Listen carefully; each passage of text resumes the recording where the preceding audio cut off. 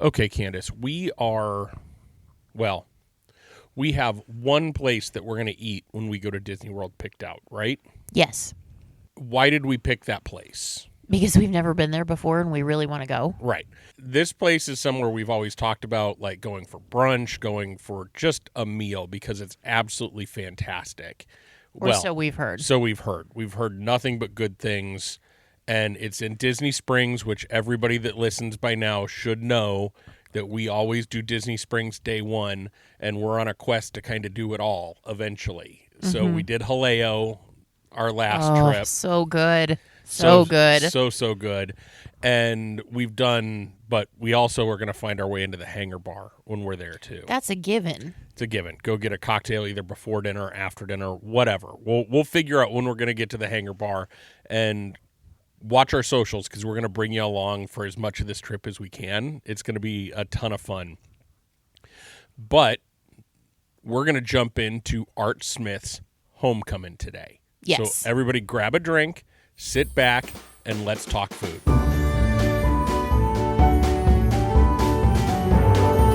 Hey, welcome to Hangin' at the Hangar Bar. I'm Scott. And I'm Candace.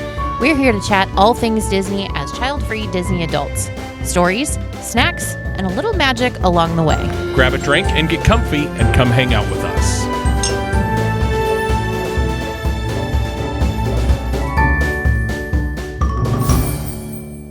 Welcome back to Hangin' at the Hangar Bar, everyone.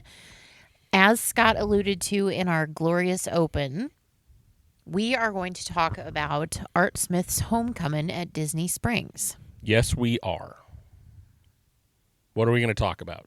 How much we want to go there? Okay, episode over. Yeah, we really want to go. End of story. No.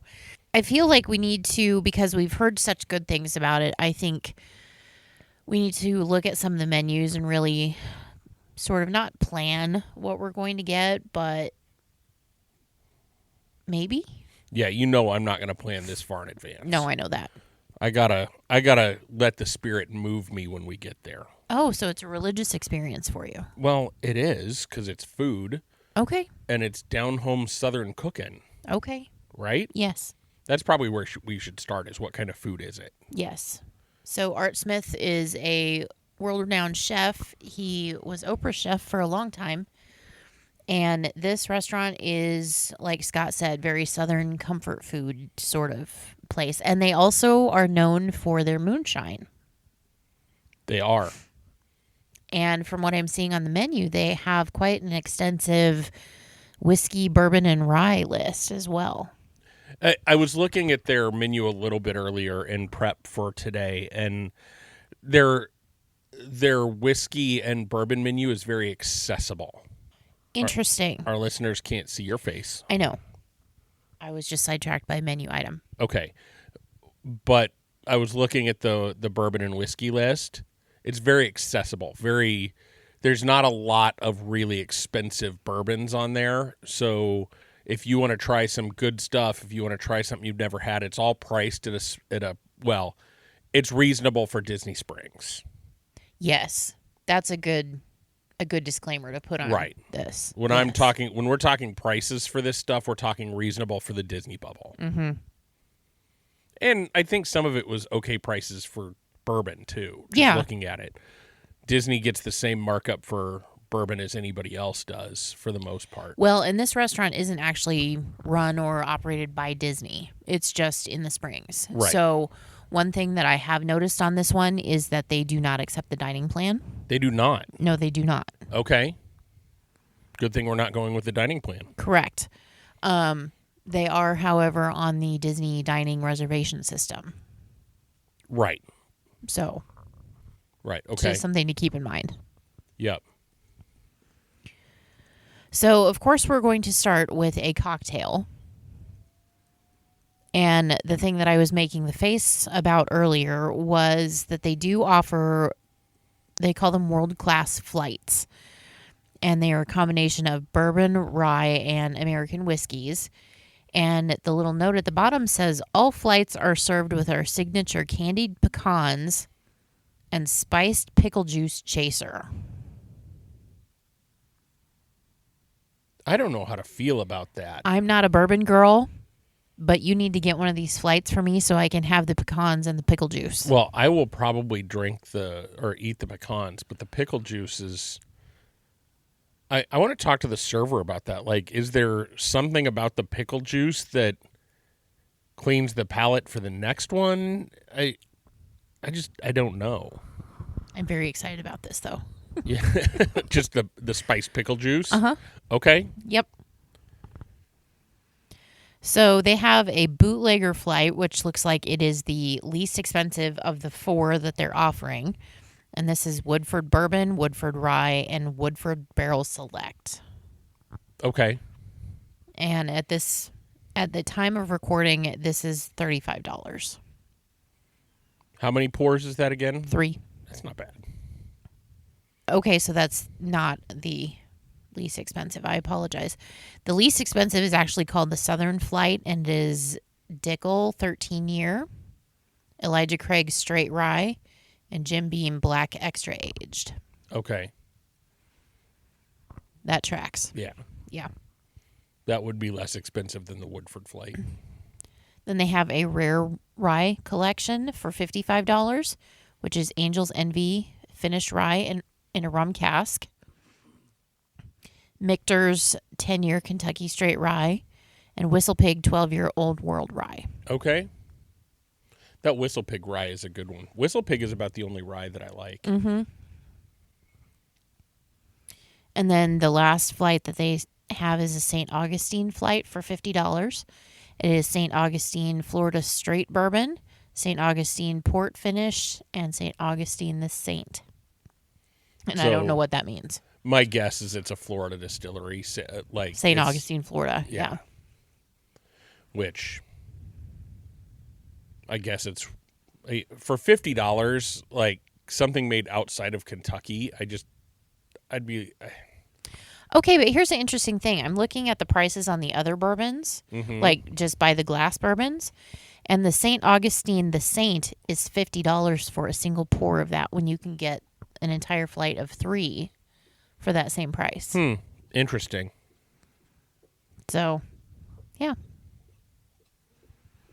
And then let's talk about moonshine. Okay. Have you had moonshine before we jump into what they have? I have not, but also their flights also come with the pecan situation and the spiced pickle juice.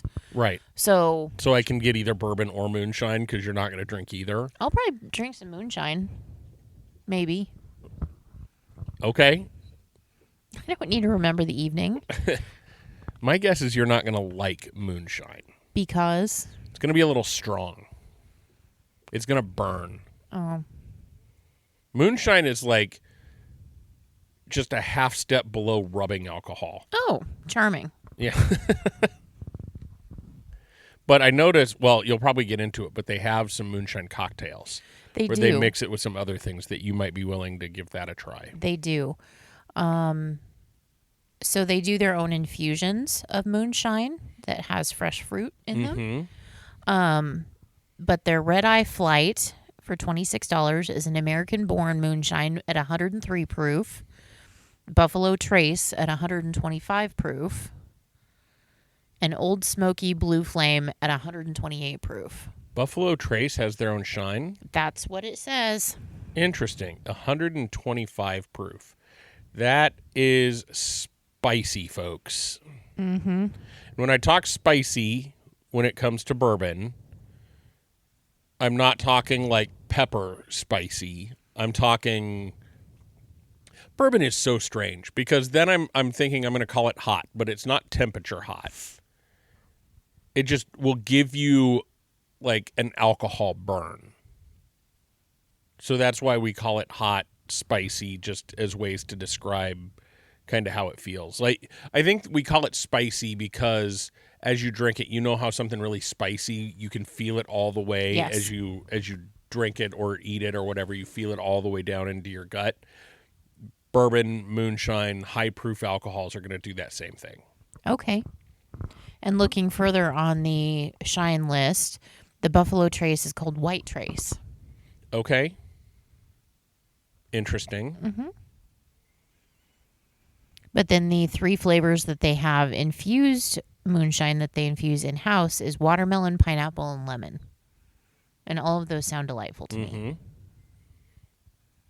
Depends on the proof whether you'll like them or not, because they're not going to taste like watermelon. The first thing you're going to get is that burn. I want you to try, and I hope you get a flight just to try, because, again, Disney's a safe bubble for you. Right. The worst thing that can happen is you don't like it. And then I have to drink it, and then you have to drag me to our mode of transportation to get back to the resort. Get him a scooter. Ma'am, he's too drunk to drive a scooter. Okay. Get him a wheelchair. Okay, sidetrack for a moment. Did you see on social media that post going around where some family just found a wheelchair and decided their kid was tired, so they pushed him out? They did not. They did. And they had, made it to the front of the park, and a photo pass photographer took their picture in front of the castle with the little girl sitting in the wheelchair. And it was captioned we just found this abandoned wheelchair. I'm like, no, you stole somebody's wheelchair that now has to figure out how to get out of the park. Oh, my. Right. Don't be that person. Please don't. And also, another side note, there's video going around of somebody that was actually climbing on the Tree of Life in Animal Kingdom. Yes. Listeners, help us out here, because we really don't understand how the decision to do things like that and get yourself banned from the Disney parks for life is a good idea or is worth it. Right. I don't get it. Who are you trying to impress? You're trying to kill yourself. The dude that was climbing the tree didn't look like a very sturdy climber either. No. Well, I think he had flip-flops on. Right. And that's also how you end up with safety rails all the way around the tree where you can't get up close to it anymore because too many people will be like, oh, that guy did it. I'm going to try it now. Yeah. Friends, don't. Yeah. Please don't. We have no vested interest in the rules at Disney other than we like to be able to go, so we follow them. Right. But please don't do that because you're ruining it for everybody else, and it's a huge safety hazard. Exactly. So just don't. Just don't. Okay, sorry about the sidetrack. Back to Disney Springs and Chef Art Smith. Yes. All right, so we have 3 different menus food-wise to look at. We have a main menu, a brunch menu, and a dessert menu. Where are we starting? Let's start with the brunch menu. Okay. Just go in the order of the day. Okay, so the Rise and Shine Southern Brunch. We have Everglazed donuts, which actually come from the Everglazed donut shop. Okay. We have Church Lady deviled eggs, which I would probably appreciate, but I know you don't like deviled eggs. So we have Bee Haven fried green tomatoes with shaved ham, remoulade sauce, and dressed local greens. You add remoulade to anything, I'm probably going to just face plant into it. Then there is a blueberry buckle, which is our house-made blueberry coffee cake topped with vanilla glaze and garnished with fresh berries and mint. Yum. Mm-hmm. And then biscuits. And these are not just biscuits. These are biscuits. Biscuits. Cheddar cheese drop biscuits served with choice of blackberry fig jam or sawmill gravy. You had me at gravy. I know I did. I judge breakfast and brunch places by their biscuits and gravy. I know you do. Okay, then we go down into the feature section of the menu. Okay. There is the Granddaddy plate, which is 3 eggs any style, pecan smoked bacon, griddled country ham, cheddar cheese drop biscuit, and Bradley's grits. Very southern breakfast. Mm-hmm. We also have a Homecomin hash, which looks good. We have a vegan hash for plant-based friends. They might be plant-based. You do you. Yeah, you don't know. Yeah. French toast. traditional Benedict. Yum. And that is actually over an English muffin. I was kind of expecting it to be served over a biscuit. Right. Then we have the ultimate breakfast sandwich, which... Is a biscuit and fried chicken. No, it's not. It is a perfectly fried egg atop a maple pork sausage patty, crispy bacon, and griddled country ham, topped with melted pimento cheese, tomato bacon jam, and served on toasted sourdough with a side of cheese grits. That would be delicious. Mm-hmm. Then we have fried chicken and donuts. We also have a biscuits and gravy plate that is 2 of the biscuits. That also comes with grits. Okay. And eggs. There is a short rib hash, a hallelujah biscuit, which is an open-faced biscuit topped with Chef Art's famous fried chicken, 2 easy over eggs, pimento cheese, pecan smoked bacon, and smothered in sawmill gravy, served with a grilled side of country ham. That's a lot. It is a lot. And then there's fried egg and avocado toast. And a steak and egg plate. They gotta cater to the millennials somehow. But the steak and egg plate is not just any steak. It's chicken fried steak. Of course it is. Of course it is. And then it is served with a side of Southern-style cheesy potatoes and a biscuit. And then we wonder why people in the South are overweight. Some people. Some people. I can say that because I'm overweight. Then we have a kiddos menu. And the was because there is also an apple butter bread pudding. Ooh. Mm-hmm. Yum. Mm-hmm. What are prices like for brunch?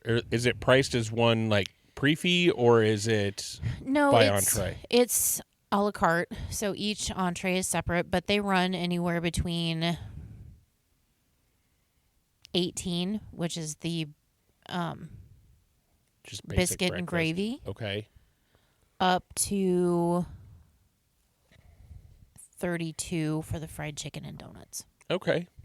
So not terrible. Again, not terrible, especially in Disney Springs. Yeah.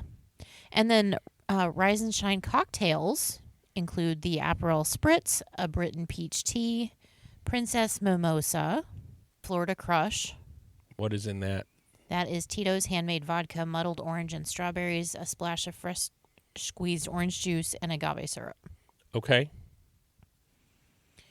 Then we have the local, which is coconut water, rum, lime, simple syrup, and fresh pineapple. That'd be lovely. An espresso martini, a peanut brittle, which is hot or iced coffee, praline liquor, and screwball peanut butter whiskey topped with salted cream and crushed candied pecans. I could make that for you right now. Well, you should. Because I think we have all of that stuff. Mm-hmm. Except for the candied pecans. Well, then I don't want it. Do I have pecans upstairs? Could I candy them myself? It's too late in the evening for me to make you this cocktail, but... I know. But anyway, you probably yes. could. Proud Mary, which is, of course, a Bloody Mary. And it has celery, pickle, and olive as garnish. Okay. Strawberry lemonade, which is their strawberry moonshine, freshly muddled strawberries, lemonade, and strawberry puree. There is a white peach sangria. Okay. There's also a moonshine mash, which is their watermelon-infused moonshine, fresh watermelon, lime juice, and syrup. I bet you'd like that. Mm-hmm. A sweet tea shine. And then the Southern Mary, which is Whiskey Willie's Bloody Mary mix, Dixie black pepper vodka, pecan smoked bacon, fried green tomato, pimento cheese, stuffed olives, and a salt rim. Interesting. Mm-hmm.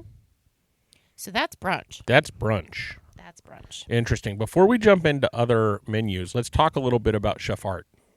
Okay. So, Chef Art was born in Jasper, Florida. Okay. I didn't know that. He is actually from Florida. He began his culinary journey with internships at the Greenbrier Resort. I don't know where that is. But the thing that I found interesting is the next sentence says, and participation in the Walt Disney Magic Kingdom College Program. So Chef Art's given back to Disney by opening up a restaurant there after he was a part of the college program. Mm-hmm. So you mentioned that he was the personal chef to Oprah from 1997 to 2007. And then he also was the executive chef for Florida Governors Bob Graham and Jeb Bush. Oh. The Jeb Bushes of Fisher Island? Yes, the Jeb Bushes of Fisher Island. Awesome. Yeah, so other restaurants that he has besides Homecomin, Table 52, which is now the Blue Door Kitchen and Garden in Chicago, and then Art and Soul in Washington, D.C. Well, that fits. Yeah. So that's just a little bit about Chef Art. Chef Art. No, let me see. It looks like he doesn't have any kids of his own, but he has 5 adopted kids. Wow. So they're his own kids. Yeah. He has type 2 diabetes. Okay. Diabetes. Thank you, Wilford. And he advocates for healthy living through his cookbook, Art Smith's Healthy Comfort. Keep that in mind as we look at the rest of this menu. Yeah, so that's just, I thought it would be interesting to give a little bit of history about Art himself. Yes, thank you. And also, the brunch menu that we just went over is only available on Saturdays and Sundays from 9 a.m. to 1 p.m. Okay. That's the only time they serve brunch. Okay, but they also have a lunch menu for other days, right? It's not just an open in the evening kind of place. Right. That's where their main menu would kick in, Okay. which we are about to discuss. Okay, so lunch and dinner menu are the same. Yes. Okay. Okay. So, we have the world-famous thigh-high chicken biscuits, which are 3 biscuits topped with Chef Art's famous fried chicken and thighs and bread and butter pickles drizzled with hot honey. Okay, and this is in the appetizer section, right? Yep. Okay. This is a starter. We also have the Church Lady deviled eggs, the Bee Haven Bay fried green tomatoes, fried pickles, a bunch of puppies, which are Hush puppies. Key West shrimp cocktail. Tell me more about that one. I saw that one when I was looking at the menu, but I didn't dig into it. Okay, so it says that it is seasoned shrimp tossed with avocado, mango, cucumber, and our house-made cocktail sauce, served with buttermilk crackers. Okay. So I bet it's like a chop thing where you like scoop almost it with a the crackers. ceviche kind of feel. Yeah. Okay. Okay, interesting. And then there is a Jasper board, which is basically a southern charcuterie. Nice. And spicy cauliflower wings. Okay. For your flant paste people. Yes. Yes. Thank you. No problem. I'm one that can run a joke into the ground with the best of them. This is served with a hot honey sauce, though, so I'm not sure that it would be considered truly vegan. Oh, yeah. Depends on your level of veganism. Right. If you could probably have them leave the honey off. Yeah. And it would depend on how they get the breading on the cauliflower and all these other things. Right. If you're a vegan, ask questions. Right. Okay. So next we are going into the salads and such section. Okay. There's a fried chicken salad. There's also 1981 salad, which has honey ham, roasted artichoke, tomato, Swiss cheese, and Spanish olives with chopped romaine and spring mix lettuce. The sauce is Worcestershire, lemon juice, olive oil, garlic, and vinegar. Interesting. Why is it called 1981?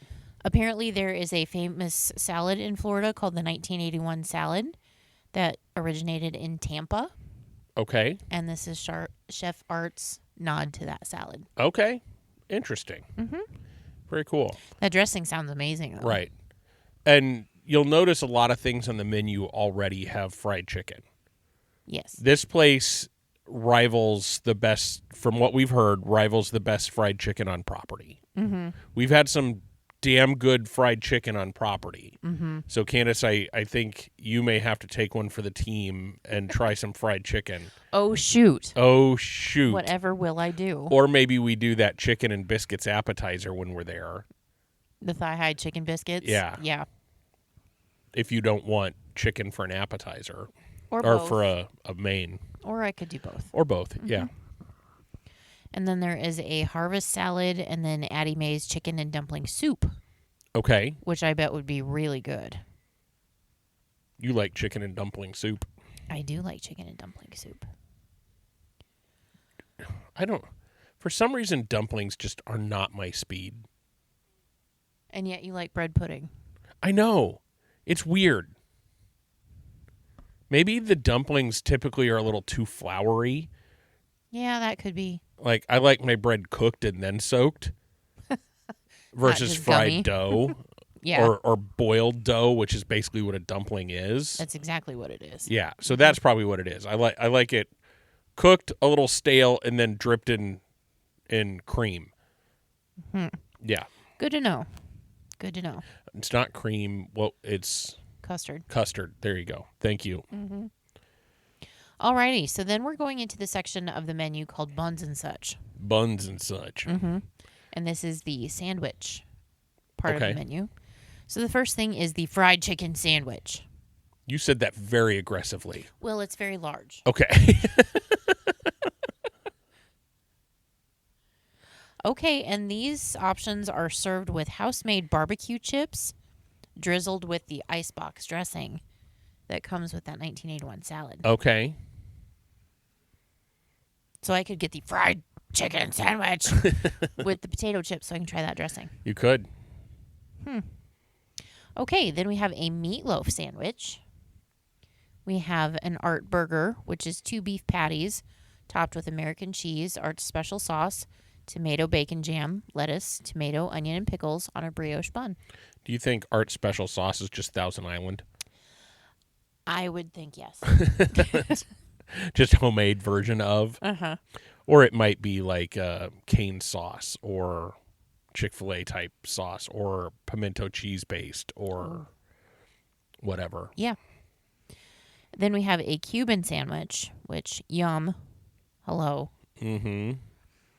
We also have Art's hot chicken sandwich, which is the fried chicken sandwich with hot honey drizzle. Okay. Have you ever had hot honey? I have not. Me either. Makes me a little nervous. What is it, like just infused with peppers? Mm-hmm. Okay. Like mix cayenne into honey and there you go. Okay. Listeners, come out to our socials and tell us what we're missing from hot honey. I see it everywhere, but I've never ordered it. Mm-hmm. But it makes sense. Spicy, sweet together. Yeah. As long as it's not like repulsively spicy, It would be fine. Right. Little heat is okay. Yes. Yep. Then we have a catfish sandwich and then a country club sandwich. Does the catfish sandwich say if it's fried? I would assume it is has fried. to be. Okay. Yes. Because catfish not fried, I think, would be disgusting. Yeah, but that also has remoulade sauce on it. Cover up the taste of the catfish. Mud. Yeah, that's exactly right. There's a reason most restaurants don't serve catfish. Uh-huh. All right, and then we're going into our main plates. Okay. Which Art's famous fried chicken is large. Okay. The menu makes it aggressive, so you have to say it aggressive. Yes, and this is served with creamy mashed potatoes, a cheddar drop biscuit, and love. And love. I'm going to completely sidetrack again, but we were just talking about, as we were talking about if the menu says it aggressive, you have to say it aggressive, just made Emmett Otter pop into my head. Is the pay regular if we play regular? If it's printed aggressively, do I have to say it aggressively? See? Sorry.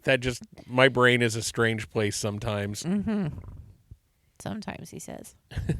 Thanks, dear. Mine is the same, and you know this. Probably more often strange than mine is. Uh-huh. Yeah. I'm just the one that's willing to say my weird thoughts out loud. I don't want to scare people. Then we have a meatloaf main plate. Then smothered chicken. What is it? Is smothered chicken like a chicken fried steak? It's fried chicken thigh, atop creamy mashed potatoes and sautéed broccolini, smothered with house-made onion gravy and topped with bacon. Okay. He uses a lot of chicken thighs. They're more flavorful than chicken breast. Yeah, and easier to keep juicy. Yeah. And smaller. I like a good juicy thigh. Oh, my. And smaller. Yes. Yes. I need to make that one of our sound buttons. Candace going, oh, my. Then we have skillet fried chicken paillard. So it is Art's spin on chicken piccata. Okay. What the heck is chicken piccata? Why am I not picturing what that is? So this says that it is buttermilk brine chicken is pounded thin, hand breaded and skillet fried, then topped with lemon butter, garlic, and capers. Okay. Now, yes, I know exactly what we're talking about. Yes. Thank you. Yes, you're welcome. They are also offering the fried chicken and donuts from the brunch menu. With the Everglazed? Yes. Those donuts used to be house-made at Art Smith's, yes. But I kind of like that they are partnering with another shop at Disney Springs and giving them business. Yeah. And honestly, it's kind of one of those situations where do what you do best. Right. We do fried chicken best, we'll do the fried chicken. Yep. You do donuts best, and a lot of them all day long. Yes. Yep. Hey, we need a dozen glazed. Okay, we'll pull them out of the fryer for you. Yeah. Yeah. Then they have shrimp and grits. This menu, this is why I don't pick ahead. Like, I know you are a menu studier, and you're going to have an idea. Like, you're going to be locked and loaded pretty much with what you want to eat when we walk through the door. Mm-hmm. The spirit of food is going to have to move me. Because you've said a lot of really good things. And I'm not done yet. Right. Shrimp and grits is one of my favorite things. Yeah, and this says that it's pan-seared shrimp with tomato gravy and tasso ham served over creamy Bradley's grits with a cheddar drop biscuit. Yeah. I don't know about the tomato gravy, but that would be the only thing because I'm not a huge tomato texture person, so I don't know if that would be weird as a gravy. But I think I've had tomato gravy before. Mm-hmm. And I think it might be a little bit different than like sawmill gravy where it's not made out of flour and a roux. I think it's probably just like a very thick tomato sauce almost. Right. Yeah. Yep. We may have to just let our server pick my food for me. Okay. Then we have country fried steak, which chicken fried steak. I'm sorry, you can't go wrong. No.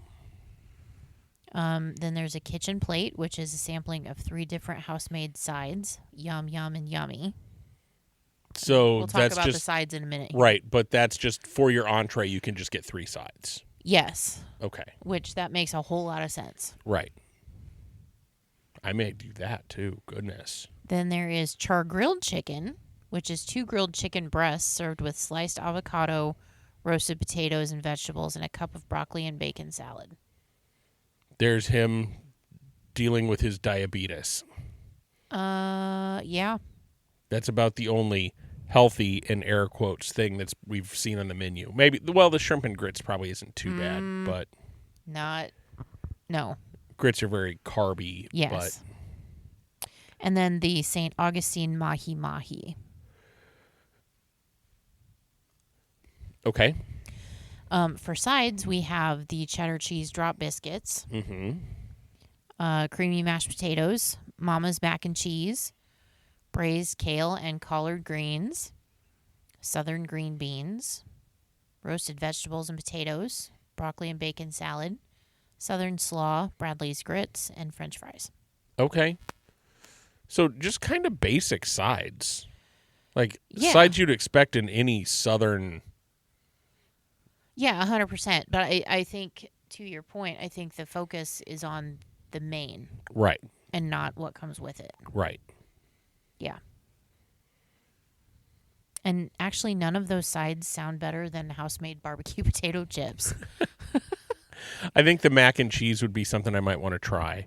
I'm kind of a mac and cheese connoisseur as well. Mm-hmm. And I kind of want to try collard greens. Greens are good if they're done right. If they're done Right. poorly, they get bitter. Yeah, I don't think I've ever tried greens. I like them if they're done. Again, if they're done correctly, they're not bad. Yeah, in a southern place like Art Smith's Homecomin, they're probably cooked pretty well. Mm-hmm. All right, and then next up, dessert. My favorite course. Yes. So we have the Hummingbird Cake, which is pineapple banana cake with cream cheese frosting served with vanilla bean ice cream. Okay. And that's a pretty traditional southern dessert, right? A Very hummingbird much so. cake. Yeah. Mm-hmm. That's not like an Art Smith specialty. That's everybody has a hummingbird cake. Right. And it's just way too sweet for me. Right. I don't like it at all. Which is why it's called the hummingbird cake, because hummingbirds just live off of sugar. Right. Hot fudge bourbon brownie. Okay. And the bourbon is in the chocolate sauce, the warm bourbon chocolate sauce. I would try it, and I'm not even a huge chocolate fan. Mm-hmm. Then there is a shine cake, which this is the signature dessert. Okay. And an adults-only butter cake soaked with moonshine syrup, served with seasonal fruit, gastrique, and a scoop of vanilla bean ice cream. Okay. And then there are Everglazed donuts. For dessert? Yep. Just donuts. Donuts. Okay. And then there is a chocolate pecan pie. Which, again, you're in a southern home cooking place. If it doesn't have pecan pie, you probably want to walk out. And this says that it is a 100-year-old Smith family recipe, served a la mode. See, and that's even better. I love it when, like, famous chefs know what their roots are. Yeah. Like, my, quoting Tiana, my grandmama used to make this recipe. Mm-hmm. I'm not improving on it. I'm just taking it, and I had to write it down while I watched her make it. Mm-hmm. She made it the same way every time because she had done it 1,000 times, and it's the best recipe I've ever tasted. Mm-hmm. I love that. And then there is a signature sampler, which is a trifecta of signature desserts. Indulge with a petite portion of hummingbird cake, chocolate pecan pie, and shine cake with a scoop of ice cream. Okay. And the shine cake is just like again, it's like a moonshine soaked cake. It's butter cake soaked in moonshine Okay. syrup, and then it's served with fruit gastrique. Okay. And then for cocktails with dessert, Because why not?